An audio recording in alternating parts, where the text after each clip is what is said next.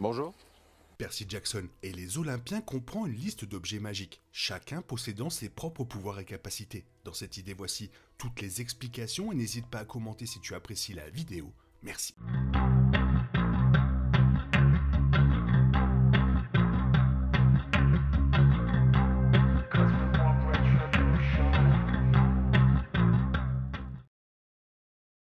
Tout au long de la saison 1, l'un des meilleurs aspects de l'histoire continue d'être adapté, les objets puissants qui relient le monde moderne à la Grèce antique. Bien que certains de ces aspects amènent la série à apporter des modifications par rapport au livre lorsque cela est nécessaire, la plupart des représentations des différents objets magiques correspondent étroitement au matériel source.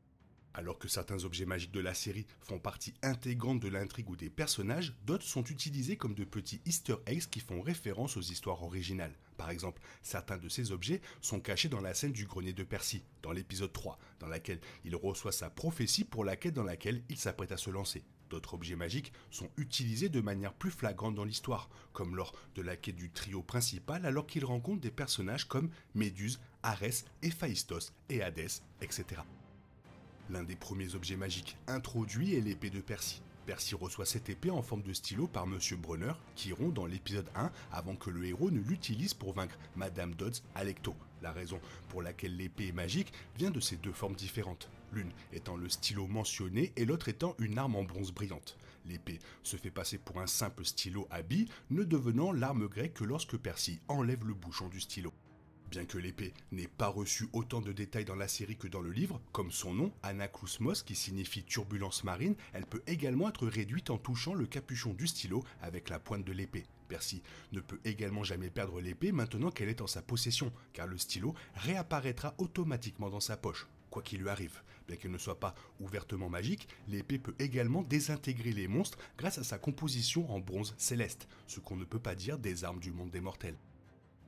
Un autre objet magique de l'univers a été introduit dans l'épisode 2, la casquette magique d'Annabeth. Peu de temps avant le début du jeu, dans l'épisode 2, Annabeth laisse Percy dans les bois en devenant invisible. Elle révèle que ce pouvoir lui est conféré par une casquette des Yankees, celle qui lui a été offerte par Athéna. La casquette permet à son porteur de devenir complètement invisible, un pouvoir qui est utilisé à plusieurs reprises tout au long de la série et s'avère vital tout au long des livres originaux.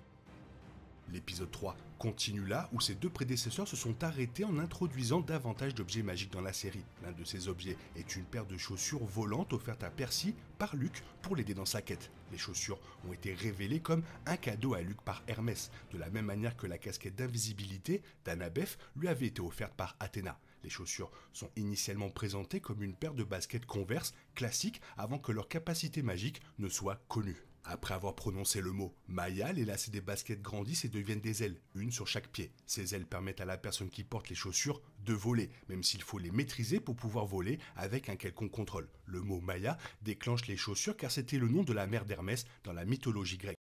Un autre élément intéressant à propos des chaussures est qu'elles sont étroitement liées à Hermès. Depuis la Grèce antique, Hermès est représenté avec l'image de sandales volantes, la divinité étant le dieu des routes, des voyageurs et des messagers. En tant que telles, les chaussures ailées ont un sens dans le monde modernisé de Percy Jackson, en tant que cadeau d'Hermès, cadeau qui a maintenant été transmis à Percy. À la fin de l'épisode 3, un objet magique beaucoup plus horrible est présenté au monde. L'objet en question est la tête décapitée de Méduse, qui devient un trophée de guerre pour Percy après que ce dernier ait tué celle-ci. La tête reste fonctionnelle dans la mesure où le pouvoir de Gorgone de Méduse de transformer ceux qui la regardent en pierre fonctionne toujours après sa mort. Ceci est prouvé lorsque Percy utilise la tête de Méduse pour transformer Alecto en pierre avant d'envoyer la tête de Méduse à l'Olympe en signe à la fois de défi et d'hommage aux dieux. Les drachmes dorés trouvés dans l'épisode 3 sont des objets magiques qui n'ont pas encore été pleinement exploités. Les drachmes, pièces d'or de la Grèce antique, apparaissent pour la première fois alors que Percy se lance dans la quête. Percy reçoit de la monnaie humaine ainsi qu'un sac de drachmes dorés à utiliser dans les zones magiques du monde. Bien que cela ne soit pas en soi fantastique, l'une des utilisations des drachmes dorés dans les livres prouve leur pouvoir magique. Dans les livres, Percy et ses amis utilisent souvent les drachmes pour communiquer avec leurs alliés sur de vastes distances. Dans l'univers, la déesse grecque des arcs-en-ciel, Iris, accepte les drachmes comme paiement, ce qui permet ensuite aux bénéficiaires et à une personne de son choix d'avoir des conversations face à face tant que la pièce d'or est lancée à travers un arc-en-ciel. Le trio utilise une pièce pour leur message dans l'épisode 6 et plus tard pour soudoyer Charon dans l'épisode 7. Le bouclier d'Arès est un autre objet magique qui joue un rôle important dans la quête de Percy. Dans l'épisode 5, Arès lui-même charge Percy, Annabeth et Grover de récupérer son bouclier magique au manège Waterland. Arès avait déjà perdu le bouclier là-bas après avoir eu un rendez-vous romantique avec Aphrodite, l'épouse du dieu grec Héphaïstos qui a construit le parc aquatique. Les livres révèlent que le bouclier magique peut changer de forme, par exemple en un gilet pare-balles que porte Arès. Le trône d'or d'Héphaïstos est également introduit dans l'épisode 5, qui piège la personne qui est assise dessus et la transforme en statue. S'asseoir sur le trône est ce qui a libéré le bouclier d'Arès de l'emprise de la statue à proximité, sans aucun moyen de déjouer la création et de libérer celui qui est assis. Cependant, Annabeth convainc Héphaïstos de libérer Percy, déclarant qu'aucun d'entre eux ne veut être comme les autres dieux et personnages vengeurs et traîtres qui ont inspiré Héphaïstos à fabriquer un tel engin. Les perles de Poséidon sont un autre objet magique important dans le monde de Percy Jackson. Cruciaux pour mener à bien la quête de Percy, les 4 perles lui sont offertes par la Néréide, l'une des messagères de Poséidon. Comme l'indique la réplique de la Néréide dans l'épisode 6, les perles sont conçues pour ramener l'utilisateur à la mer. Dans les livres, écraser une des perles de Poséidon ramène directement l'utilisateur à la mer, mais une seule personne peut être transportée par chaque perle. Dans l'épisode 7, Percy, Grover et Annabeth écrasent les perles des enfers et sont ramenés à la baie de Santa Monica. Dans l'épisode 7, Hadès confirme qu'il n'a jamais volé la foudre originelle de Zeus. Au contraire, le dieu grec avait besoin de Percy aux enfers parce qu'Hadès croyait que son neveu avait volé son propre casque des ténèbres. Bien que l'épisode 7 ne montre pas réellement l'objet magique, Hadès révèle qu'il a le pouvoir d'invisibilité et que le voleur a utilisé son casque pour voler l'éclair de Zeus. Percy finit par récupérer le Homme des Ténèbres après sa bataille avec Arès dans le final de la saison 1. Après qu'Arès ait perdu leur duel, il disparaît et laisse le casque sur la plage, Alecto arrivant bientôt pour le rendre à Hadès. Comme l'objet magique de Zeus et le trident de Poséidon, le casque des ténèbres d'Hadès est son symbole de pouvoir. C'est pourquoi il s'est donné tant de mal pour le récupérer. L'artefact magique le plus important est peut-être la foudre originelle de Zeus, quelque chose rendu encore plus intéressant par le fait qu'on ne la voit pas au début de l'histoire. La foudre de Zeus est l'objet de la quête de Percy Jackson dans la saison 1, car l'arme a été volée. Le nœud de la quête de Percy consiste à trouver la foudre et à la rendre à Zeus, effaçant ainsi le nom du premier et celui de son père, Poséidon. La foudre est mentionnée pour la première fois dans l'épisode 2, Percy la découvrant finalement dans son sac à dos dans l'épisode 7.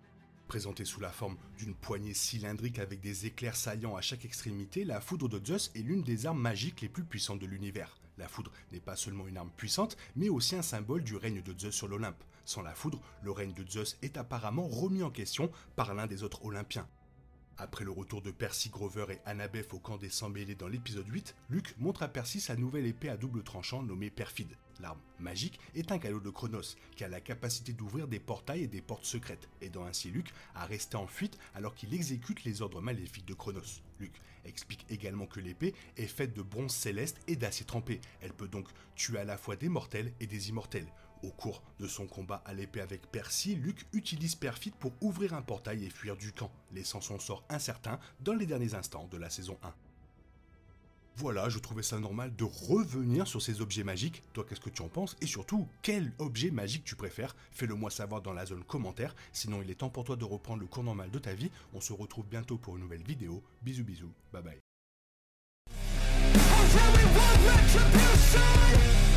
Oh yeah, we want retribution.